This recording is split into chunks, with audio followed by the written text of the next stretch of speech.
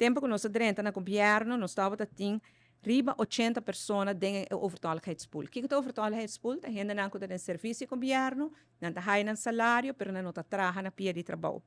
Nós a começar com o projeto para nós eliminar o pool aqui para vir até na zero.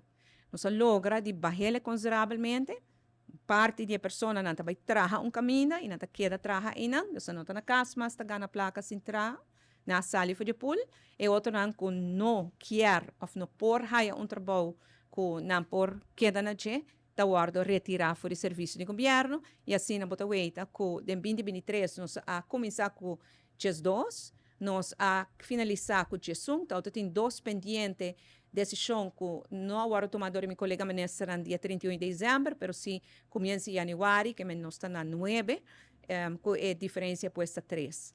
Mita haia que nós, a botamira que nós mané pega, rond de dias aqui nana, passou, tem gente tá, agora retirar, ou tá tomando retiro, mas certamente outro não tá bem back dentro do pool, passou a não funcionar, ou não pode funcionar no departamento. E passei a última categoria, o último grupo aqui de dias que queda, grupo que você põe mais atenção na gente. Sin embargo, está passo muito importante de abaixo de 80, tena rond of menos de 10 no momento aqui.